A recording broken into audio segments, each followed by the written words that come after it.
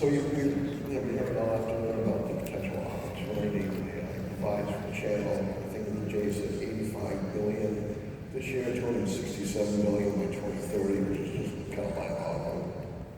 What we'd like to do with this panel session is talk to some of your peers, service providers, solution providers, what they actually see going on in the channel right now as far as AI, what's their experiences in the trenches and so forth. Why don't we start out? I'd like to have each of the panelists identify themselves, talk a little bit about their company and maybe how they fit into the Qlik ecosystem, and then we'll go from there. So, Achim, do you want to start? All right. Thank you for having us. Super excited to be here with everybody. I'm Achim from LeitArt. We have a quite interesting story, I think. We started 15 years ago as a Qlik customer with QlikView in our manufacturing business. And then we turned from a customer to a partner about 12 years ago. And then 5 years later, so about 7 years ago, we turned from a Qlik partner to a Qlik solution provider, focusing on Qlik extensions for data entry, planning, collaboration. So yeah, happy to share our experience and perspective today. Sure. Igor? Hi, I'm Igor, Director of Data Science and Education at PC Global, and also proudly Qlik community part ambassador. And at DC, we started with Qlik 22 years ago. So a customer asked us to look for BI solutions, and we fell in love with Qlik, the customer loved, and everything started from there. And it's been doing everything Qlik related since then. Chris Evans. I'm sorry. Not to be confused with Captain America, though. That is my favorite superhero, by the way. With Pingahla. Pingahla, we were a talent, those folks that started with talent partner, and then transitioned to Qlik, helping organizations kind of move from that integration side and then to the analytics. And I'm excited to be on the panel today. All right. Well, let me start off. I'd like for each of you to address the question, where do you see the majority of your customers today? Are they exploring AI? Are they still in the piloting or proof of concept stage? Or are they actually scaling up? Are they in production? I'm sure you probably have customers across all of those, but where are your customers today? And this is for whoever wants to start. I can start. What we experience from our customers is they realize that exploring and piloting with AI is great, but it's also very expensive. So what we see now is more focus-driven kind of use cases, and also focus a lot on data quality and data maturity, getting your data strategy ready for AI. Okay. Yeah, expensive. Welcome to the token economy, right? I think you learn very quickly that certain use cases become more expensive than you thought originally. It looked really cool in a demo, but in real life, you learn it's much more expensive than you thought. So the honest answer is all over the place. We have some customers that haven't adopted AI at all. So privately, everybody's using ChatGPT to plan their next business trip or private travel, but in the business, it doesn't happen at all. And some of our customers have very advanced use cases. Like for example, Gemüseling is one of our customers, a big wholesaler for fresh produce in Germany. They had a really cool use case where they made it available on their shop floor for very basic employees that pack their fresh goods every day. They had like 50 different names for tomatoes, right? Because every vendor that supplies them has a different name, different packaging, different sizes, etc. So we built an app together with Qlik where every single employee on the shop floor can just make sure that the tomato really is a tomato, which is supported by a large language model directly in the interface. But so the user can say, no, this is a tomato sauce, not a tomato. First, what are your customers saying? I think pretty much everywhere like this. And I think most likely you guys are seeing that too, and if they're not looking at AI, then there's a problem.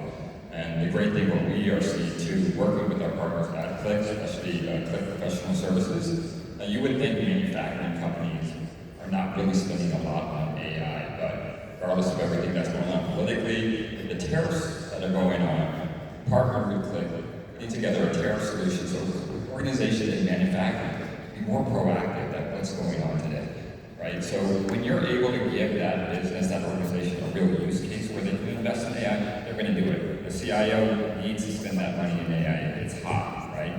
But where to do it and show value, that's the biggest key, and partners like us, like you guys, need to show that, right? Sure. So as a follow-up to that, as you engage with your customers, your clients, either new or Are there, what type of conversations are going on that are actually converting into deals? Is there specific messaging or positioning that's landing, that's resonating with buyers right now? Again, from whoever wants to start.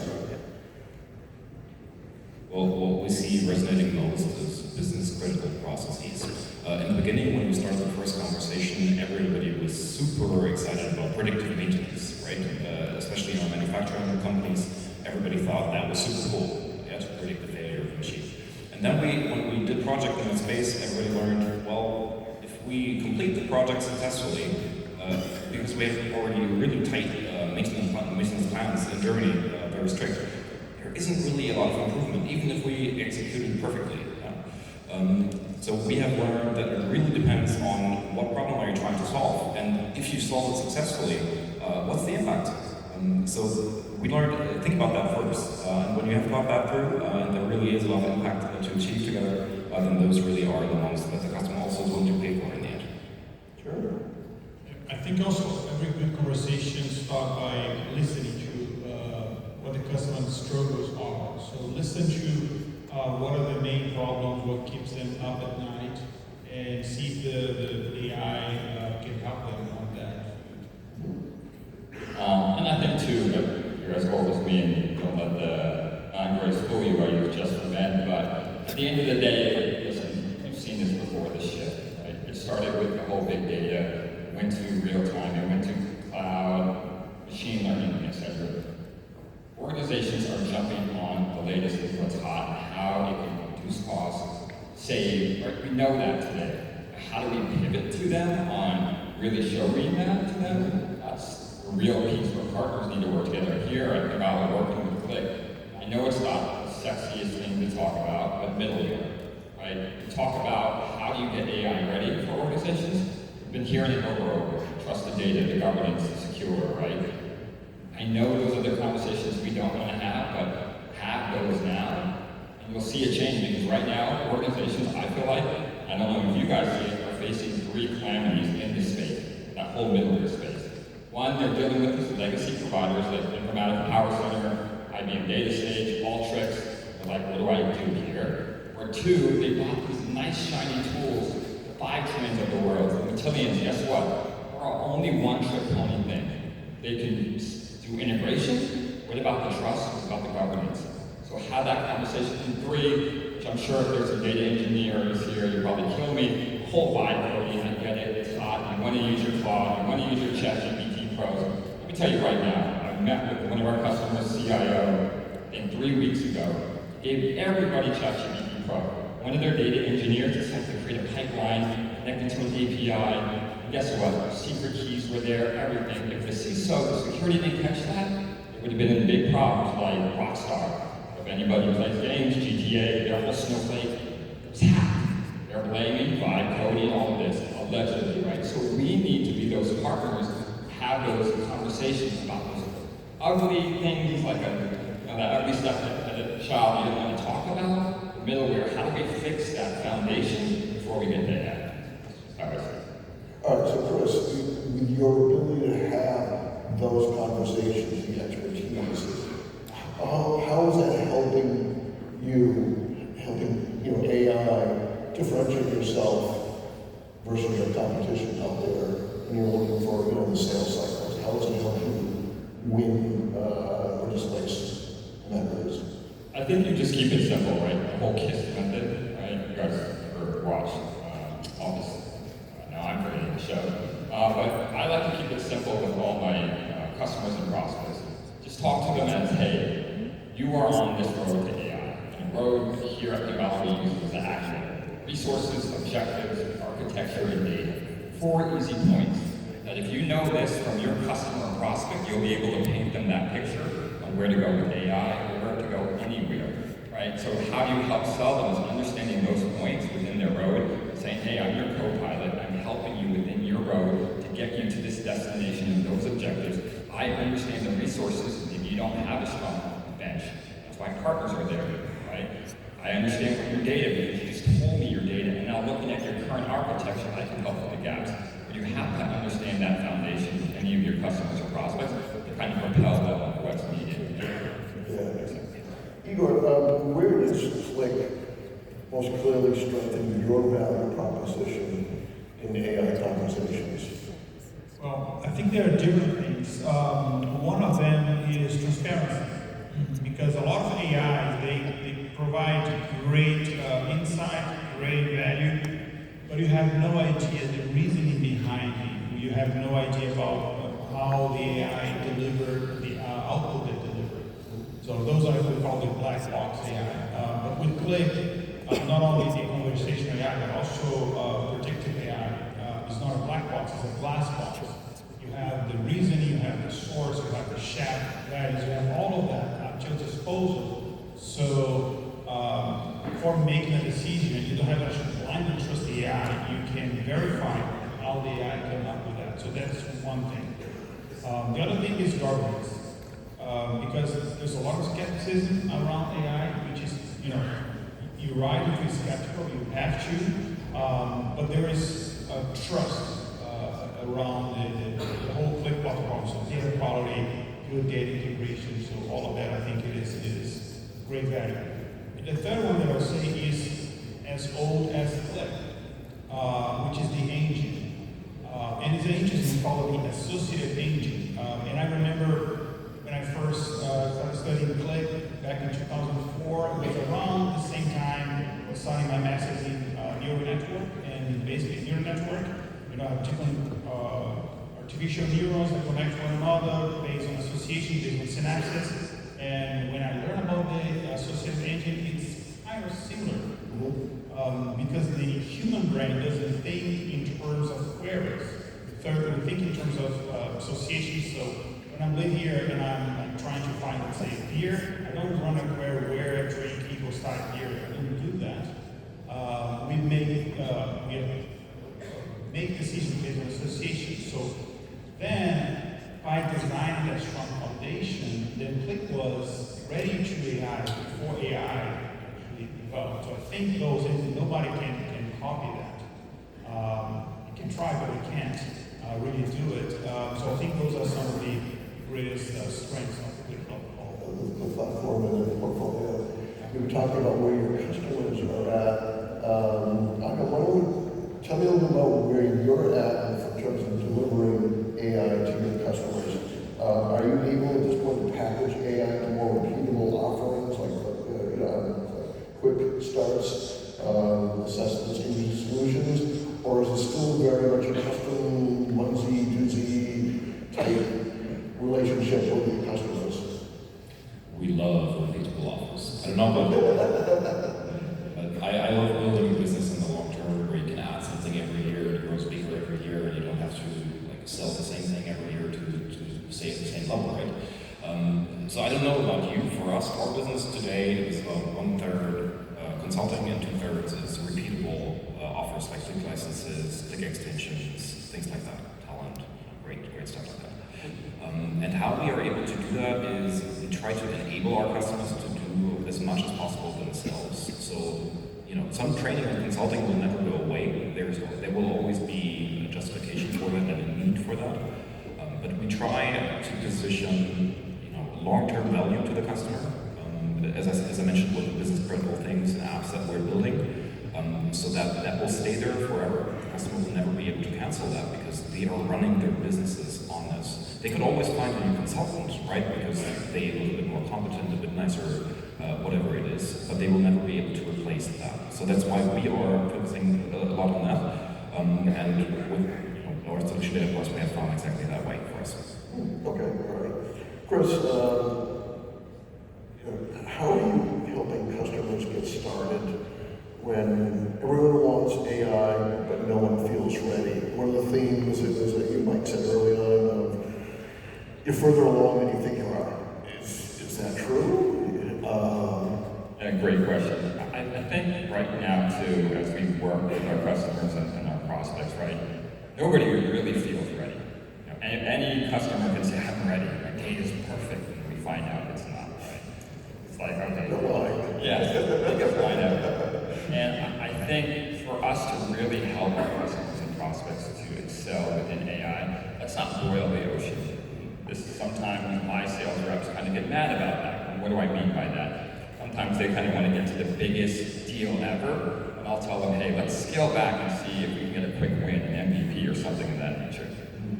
Right, okay. Igor, a few minutes ago, you were talking about the benefits of the Qlik platform portfolio. Let's drill down that a little bit. What's the role of Qlik Answers or other Qlik innovations in these initial offers, these early stages? Well, I think one of the most natural things for us humans is language, and Qlik Answers is basically that. And I think it's even early on, before Qlik Answers really had inside advisor, you have ways to use language, get some analytics and some insight. So you don't need to teach the whole platform to all these early stages. People are using language with something that we learned since we were very young. They can get value from that. And then with Qlik Answers, the first version, we get the addition of unstructured data, which is something that we not even considered data a few years ago. Now we can actually use that as a base of knowledge and have conversation with documents. And then Qlik Answers Operator also structure data. Then you can have all those conversations with your data regardless of the type. And now with the agentic AI and having Qlik Answers as the center of that, I mean, it's key. If it is the center of that, it could be how you start a demo, how you start an engagement, how you start showing the value of the tool. Because I don't need you to teach any of those specific things in the technology because everybody knows how to work with language. So you ask a question and you have the answer, and because it's transparent, you see the reasoning and how we made that assumption and gave you those insights. Okay, all right. I'm going to ask everyone to jump in on this next question. Where are you actually generating revenue with AI today? Is it like services? Is it resell? Managed services? IP? Development? I'm going to pick on you first, because you mentioned the 1/3 consulting, 2/3 repeatable, so let's go on that. Yeah, for us it's easy. Qlik is always a foundation. So for us now the standard has become QCA plus QTC as the new standard that we try to position with every single customer. And we've seen a lot of success with that. I think everybody understands now for AI, for LLMs, you really need that trusted data foundation. So we even see a lot of traditional QCA customers that now adopt QDI as well. And then on top we try to add added services, like for us it's Data Plus, for you it might be another solution, and then the third part is consulting. So in the end it's a balanced mix of business for us. And AI is included in all of that, right? You need some training and enablement for AI, so there's the services, and Qlik is basically including AI everywhere, right? So whether you look at QTC with the prompting of pipelines, whether you look at QCA with predict, etc. For us, AI is becoming a natural part of everything that we do. So for us, it's not really a question of does it include AI, but the question is how can we optimize it for the business need of the customer.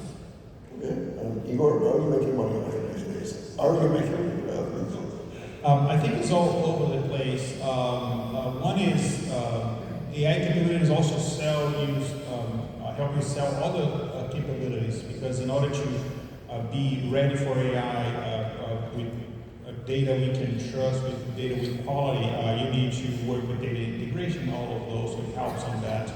Also helps, again, consulting, all of those, but also I think education as well. Because it's not enough just to buy AI or implement AI and move to production if your people do not know how to use correctly and responsibly. So education around it is also very important. So I think basically all of the place. Chris? I would say, just like many of you today, is around solutions, right, and services. So we know today solution selling. I don't need to tell you all that, right? So having the right solution to fit these AI use cases is key, right? For us, the tariff solution is allowing us to get into more of our manufacturers and helping them out. And from the services pieces, as I told you all, and maybe you don't care about it, look at the customer's middleware. Know that's the old, like I said, non-sexy plumbing.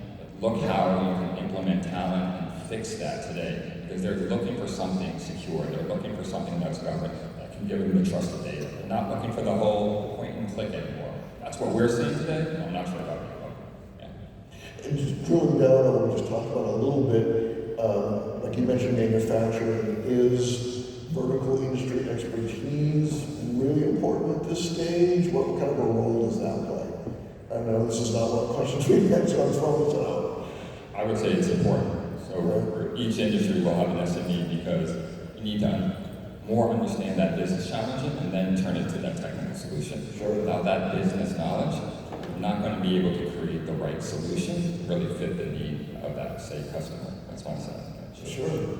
You Yeah, I agree. And on top of that, also there's specific industries, let's say healthcare, for example, there's specific regulations and more complexities on top of that. Yeah, I can share an example where it was relevant. We had a nice company called Rolls-Royce. Maybe one of you know it. It's not the nice shiny car. They make diesel engines for large ships, for example. They're all stuck in Hormuz right now. And they remanufacture them. And what we learned there was they used 12 Excel sheets before to do that process. And at some point they learned the test stand at the very end of the process, of the remanufacturing process, that's clogging up the whole factory. So in the end, the parking lot from the full factory was fully packed with all those old engines. And what we learned is we were able to replace all those 12 actual Excel sheets that were running that process with one simple ClickUp that did the whole capacity planning for the whole factory in one ClickUp. And if you don't understand how all of these planning processes are intertwined together, Qlik Predict will not be useful, right? Because you need to understand how the business process works. But if you do have that expertise, because you've done that for 20 years in your own company, then you do have that expertise to make it work. And if you would have positioned Qlik Predict standalone, like selling naked technology, just showing a shiny new tool, which we loved, you will not be successful. But if you sell an integrated solution that solves a problem, then you will. I want to drill down in, obviously, repeatable processes are key to profitability in the channel. I want to drill down that a little more on what we were talking about. It sounds like it's in repeatable processes. It sounds like that's already kind of part of your culture. Are you having to evolve anymore to make AI a repeatable process recurring revenue opportunity? Or do you already kind of have that in-house and now it's just adapting those to AI? Yeah, our experience is to start small, to look for one problem that you can solve that instantly creates a lot of value, like the CTO, the field CTOs also mentioned, to prove the value, gain acceptance in the organization, and then move from there. And thereby, first we try to leverage the highest value that we find, to create that repeatable business already, but then you need to, of course, add more over time to really build the trust in the organization, to show the value. And that's why we first start small, usually with a smaller amount, already with the idea of creating something repeatable, like a subscription, right? Instead of just one project. So that's why we decided internally also to sometimes give a project for free to the customer. We have created that freedom in our organization that we are able to experiment together, and we only start charging the customer in a repeatable fashion once we prove that it actually works. For example, after a 5-day POC, when we have created that app that really creates value that everybody can use, and only then we start charging, and then we can make it repeatable. Okay. This was usually for Chris Residence and jump in. Where are partners underestimating the effort here around AI? Do partners that you see go into this kind of blind like results like, oh, I can do this, and then, or not, whatever. What's your thoughts on that? I'll start with you. Yeah, I would say I love Achim's approach. We do the same too. Sometimes we want to start with the customer through a POC. It's free. We can better understand not only their landscape, but their people and process. Because if there's anybody out here that knows how to write an SOW that hits on target, on budget, please raise your hand. I need my team to learn from you. We know that. There's just things that just come in the way, right? Whether it's the customer's environment, it's the people, it's the dates they're off, blah, blah, and etc., right? So I think starting off small, doing the POCs, building to understand how to work with that customer prospect is key so that you can implement the right technology. Qlik gives you all the right tools. It's like that Swiss Army knife. But what is the right tool to open up and implement? So when you're starting on that journey with POC, we do an MVP, again, not boiling that ocean, and then getting into the bigger project, find a huge success rate. for us. So. Sure. How about either of you? Do you see what partners, as they get into AI, are just forgetting about anything obvious? It can be either your own experiences or just what you see. I think it's the cultural impact that they'll have in the company, and because of that, the resistance of the implementation of AI, the skepticism, and all of that. I think that's something, sometimes we focus on the value we deliver, the technology, but we forget about the people. Okay, all right. Achim, anything really going on? For us, it's really don't make it too long to the beginning, but deliver something small that really works really well, because otherwise you will have a lot of disappointed people that all had great hopes that you have the one thing that solves everything. So for us, it's really delivering in an incremental way things that really add a lot of value and that are visible within the organization. And I think Igor has a good point. It's the whole people, the buy-in, right? We've seen it time and time again. We can all deliver great solutions, products, but if we don't have the buy-in from the business or the user, it's, what is it, shelfware? It's nice, it's collecting dust, who cares? Right? So we actually need that buy-in. Having them part of that solution journey of implementation is totally key. A lot of us, I don't know, partners who just want to be in a siloed door thing. Here you go, we're done. We'll upsell you later. No, let's let them be part of the journey so that they feel like this is mine. It's not yours. You're just there. You're my co-pilot, helping me build this out. The proper tools like that. So do you mean the buy-in on the client customer side? Yes. Okay, all right. And even the partner side, the outside partner, not just us. We're working with Snowflake, the AWS. Get them all involved. I think they were talking about that before, right? When we position our solutions, we're working with the other partner ecosystem within Qlik, Databricks, Snowflake, AWS, etc. Because when you get the full buy-in also from the partner side, it's an easier buy-in from the customer itself, I see. Igor, a minute ago you mentioned the internal cultural change that you had to do. As it happens, our next question is, what did you have to change internally? Skills, organizational structure, sales motions, in order to be successful with AI? Well, a lot of things. First is, I mean, we truly believe in a real partnership with the customer. So if we selling something to the customer in IT, a project, we need to actually believe it, and actually we need to use it ourselves. So we internally, first we had to start with developing a strong AI policy for the whole organization that also will help us to provide the same kind of policy and mentality to our customers. So that was the first thing. So there's no denial that people will use AI even if you allow them to or not. So it's better if they know how to use it responsibly. And then making sure everybody in the company has access to the right tools. But I think the main shift is to understand that AI can help you be more productive. So one example, like a typical Qlik developer, you have like your use case, and then you have the data. So first thing, you bring the data in, you do your layer 1, layer 2, data module application. But now, before doing any of that, you need to ask, okay, how can I be more productive? Do that faster using AI. So then I can spend my time on the analytical, intellectual side of the job. So then the shift in mentality, I think, was the biggest change. Okay. This is just a follow-up on that. As you look to develop this culture and develop, this could be everybody, develop skills, as early on about AI and so forth. Where did you go? Did you pretty much do it yourselves? Was vendors like Qlik helping you? Did you send people to college? Why don't you start Igor? But I'm curious to see where you guys went. So we have a small, initial small group of people that we were like experimenting, we trying, but also we went back to like academia, what people are researching, like the theory behind and all of that. And then for the rest of the company to bring that knowledge back, I mean, we didn't have it started now, we have like, started years ago, we have like every 2 weeks we have expert sessions where we show like some technical stuff and sometimes non-technical stuff to our colleagues. And we have also some workshops, all the initiatives that the idea is to help our people to become more productive using AI and bringing that to our customers. Okay. Any other sources that you can think of? If not, that's fine.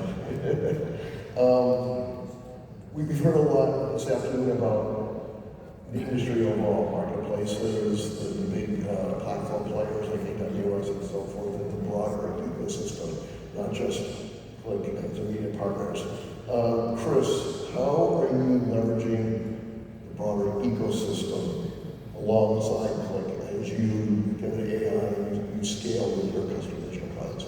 Yeah, that's a great question. First, shout out to the Qlik partner team. You guys are amazing, right? You guys do a great job of getting us here together. And I think as us as partners, even at Pingahla, because the Qlik partners have done a great job of establishing great partnerships with the Snowflakes and now ServiceNow, we should be leveraging those. So we do that today, right? And just starting leveraging those partnerships and say, how can we break into that customer and help them scale? And also here, all of us, I know we compete too as well. I lost a mark on a deal at ICP, but at the end of the day, we can still work together. I'm working, I think Capone shouted out the Middle East. Pingahala's partnered with another Middle East reseller, and we're doing a deal on a conversion. We can all partner as well. Though we compete, Qlik has done a great job of building that great partnerships where we can partner on deals. We can partner with deals with their AWS, the Snowflake, and it makes it a lot easier for the customer too, because they're ultimately looking at, hey, you're trying to make us win. You're looking at all the components and all the pieces here and not just be siloed. That's the way to do it, and that's what we've kind of positioned and started to change. Okay, all right. Achim, what is the one mistake you see partners making most frequently right now in approaching the AI opportunity? That's a tough one. I guess I could use a lot of friends with that question. Let me not talk about what you guys are doing wrong. Let me talk about what we did wrong. Let's share a little story in America. I don't say those words. So when Qlik Predict first came out, we were like super amazed. We thought, wow, when we show this to customers, they will love it, they will buy it, we will do projects. We hired people, one person to only do Qlik Predict, and we learned we were really excited, our customers were excited, but nothing happened. There was no deals. We were not able to sell Qlik Predict standalone. So then we pivoted and we thought, how can we integrate that into real scenarios? Like what I mentioned before, capacity planning in a factory, right? Predicting which of the stations on the shop floor will be the bottleneck, or in your sales planning, predicting the next sales for the vegetables that you want to sell. And we pivoted, when we pivoted to selling integrated scenarios, integrated solutions, instead of just pitching technology, that's when we saw success. So if it's anything that I could recommend is doing that. And what I hear often from partners is, we don't really know what to do with it. Like something new is coming out, like Qlik Answers, Predict, QTC, whatever it is. And if you haven't played around with it, you may not know what you want to do with it. And what we are so happy to share is all the examples that we do. We have a YouTube channel where we try to share a new example every week. And you're also very welcome, of course, to visit our booth next to IPC on the show floor. And we are happy to share them with all of you for free as part of our partnership. Exactly, just like you mentioned, I think we're all stronger when we work together instead of just competing. So if you find anything like that useful, we are happy to share that with you for free. Sure. There's been a lot said, written lately, last 6 months, 2 years, possible AI bubble, slow down, pause, whatever. Or for each of you, what do you see right now? Are you seeing any kind of evidence of this? Chris, you want to start? Yeah, I don't see a slowdown. Hell, my 10-year-old is using ChatGPT, right? So at the end of the day, we all know AI, this is the new wave. If you're not Silver Surfer jumping on that surfboard and riding it, you're going to be left behind. So, this is what's hot. We just have to help those organizations, guide them to where they need to go with this. Sure, Igor. Yeah, I don't see a slowdown either. I don't see another AI leader coming anytime soon or ever. It's here to stay. But what I see is more a focus-driven approach. Instead of trying everything, let's see what really brings value. Let's see what really brings ROI. And I think think that's what's happening right now. So the first phase of, I don't know what to do, so let's try everything. Now we're going to a second phase that's more solution focused. So it's not a slowdown, it's more like the recalibrating, so recalculating is the drivers, as they said right now. Yeah, I think so. Instead of just trying to reach every single planet, there's just reach the moon. Okay, all right. Achim, thoughts? Well, I'm not reaching the moon, but I love driving really fast on the German Autobahn. I think guys ever did that, and that's what it feels like for us at LeitArt right now. Really on the high-speed lane. We see an AI acceleration, to be honest. We love the new Qlik MCP. I don't know how many guys have played around with it yet. Just prompting in Claude and getting your Qlik app built. So we thought, why not add more to it, right? Why not add data to it through MCP, like doing your web research through Claude, and then adding that to your table, like to your marketing plan, to your project plan, to your sales planning, whatever it is. And we have basically delivered that solution within 3 weeks. So we really see a lot of acceleration in delivering value for our customers through all these AI components that we now can put together to one integrated solution. Okay. Well, like as in the last panel, last question, I'm just going to go down the line. What's the one practical step partners should take in the next 30 to 60 days to build real AI pipeline with Qlik? Igor wants to start.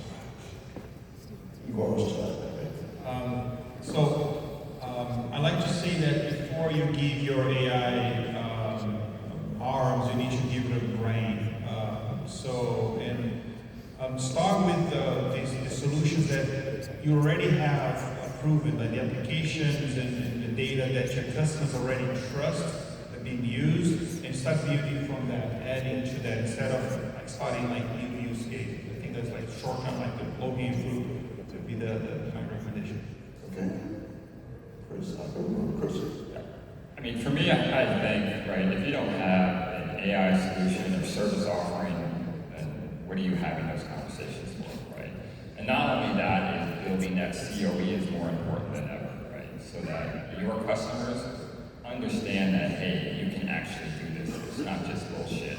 You're just talking the talk. And I said this, I'm the sales guy, right? So you have to actually prove to them that you have that COE, that center of excellence, and that your team can actually deliver. Because right now what we're seeing is many, many new partners popping out of the woodworks and saying they're AI experts. They've done, okay, show it to me. And having that COE, giving that customer confidence allows you to excel with those solutions and with those service offerings. So I would say 30, 60 days focus on that. Sure. So I would recommend thinking about your customers and thinking about the most valuable business critical processes that you can solve with AI based on the Qlik platform. If you focus there and start by really smart integration processes that can make people's lives easier, better, and faster, then I think you will create a lot of value. Great, all right. Well, we're just about out of time. Hopefully we've given you some information and you can take you back to one of these businesses and that you can use. Ladies and gentlemen, please thank me and for the insights from our partners tonight.